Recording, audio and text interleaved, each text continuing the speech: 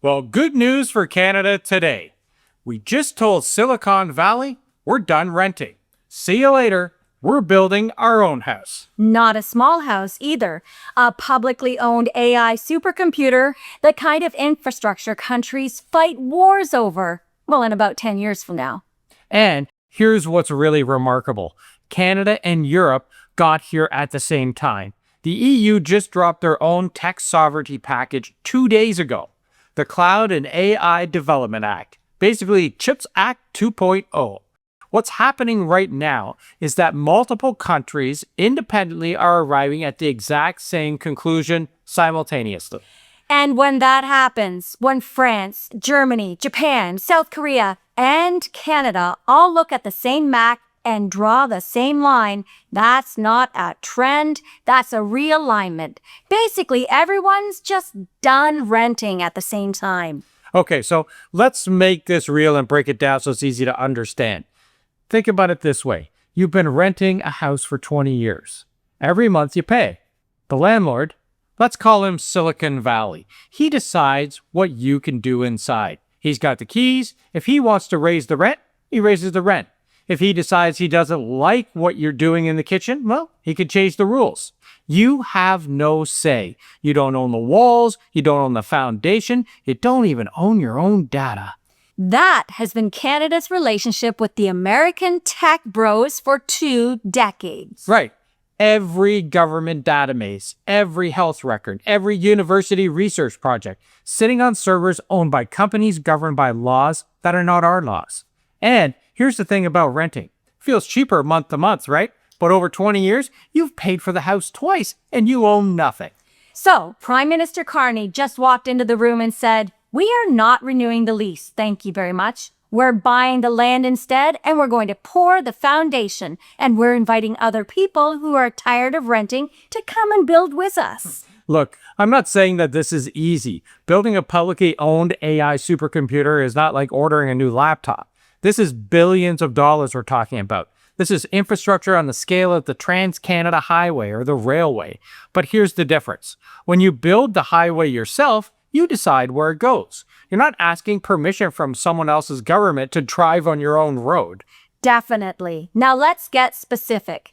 Mark Carney's government unveiled the strategy yesterday. It's the centerpiece of a public AI supercomputer owned by Canada, governed by Canadian law, accessible to Canadian researchers, Canadian businesses, Canadian hospitals, without asking a California company for permission. It makes total sense, right? Yep.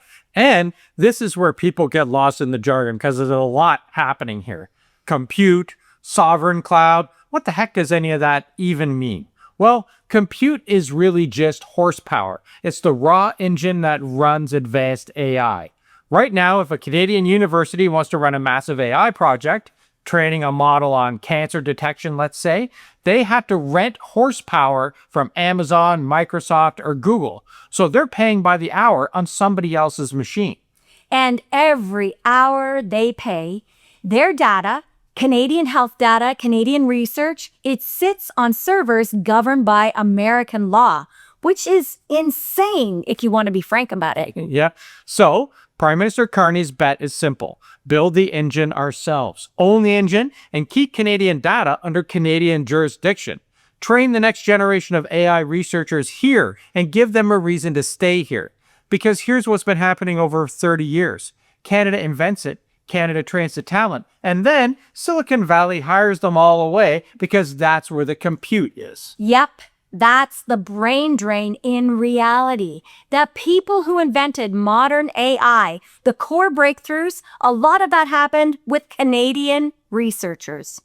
Geoffrey Hinton at the University of Toronto won the Nobel Prize for foundational work. But where did the commercial value cut land? California, because they had the compute. We had the brains, they had the horsepower. So this strategy flips all of that. You build the engine here, the brains stay here. The intellectual property stays here. The jobs stay here. It's not complicated. It just costs money and it takes political will. And here's the part that the American press keeps missing. What a surprise.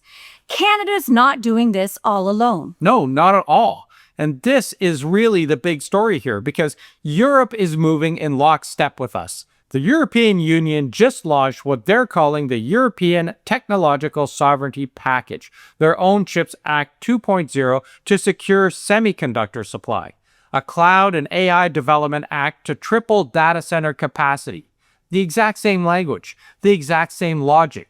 We don't want to be tenants in someone else's digital empire. In France, they've already started ripping out American software from government systems.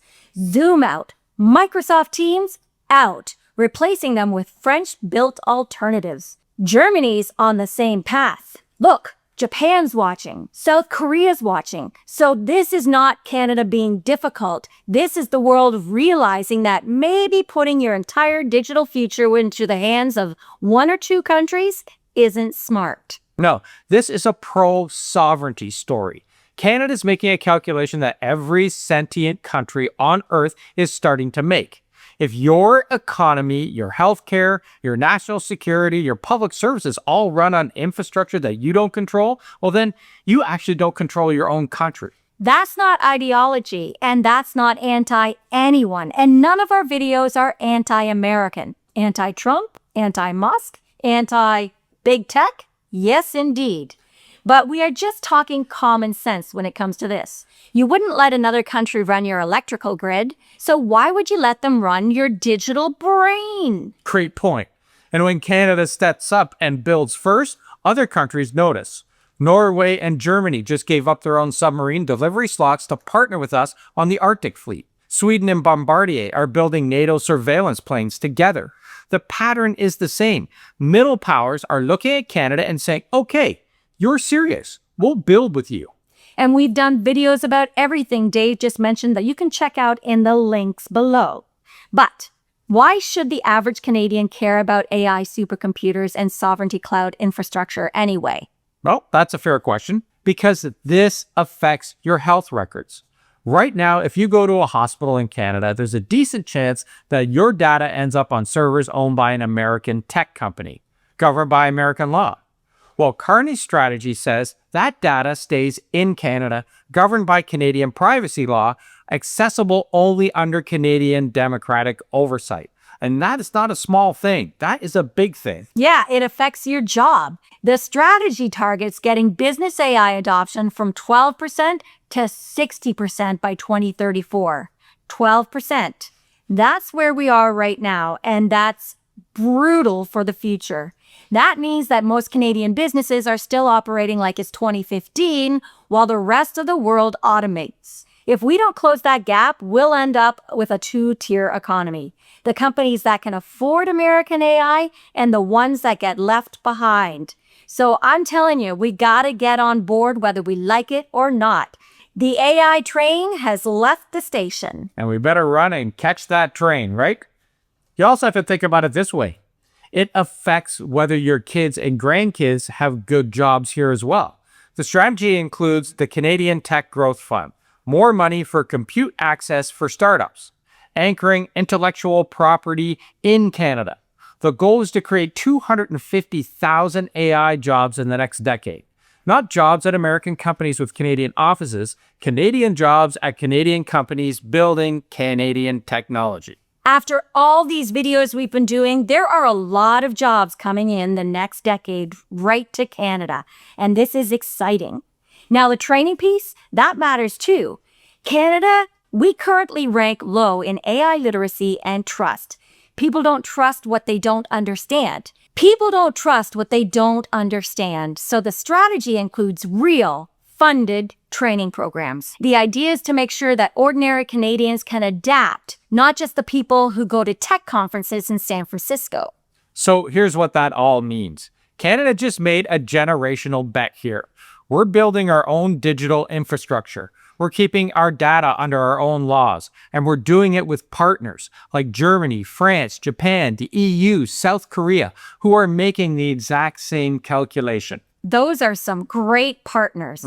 And the United States, Well, they're just the landlord who assumed the tenants would never leave. When you make yourself unreliable, when you treat allies like subordinates, when you change the rules every 6 months, well, people start looking for their own house to buy. Mark Carney's government just put a down payment on that house. The supercomputer is the foundation. The partnerships with Europe and Asia, those are the walls. And the message to the world is simple. You don't have to rent forever. So leave your thoughts in the comments and tell me what you think about AI. It's scary, but is Canada right to build its own AI infrastructure to keep up with the rest of the world? Or should we keep renting from Silicon Valley? What would you do? Buy or rent? Let us know in the comments. We're looking forward to reading them, and make sure you check out the pinned comment below for all the fun stuff like Substack, Facebook, and our merch store. And don't forget to share, like, and hype. That helps us get this out to everybody out there. Oh, so you say thanks for watching? Thanks for watching, everyone, and we'll see you tomorrow. Do that again. Thanks for watching, everyone, and we'll see you tomorrow. Ciao for now.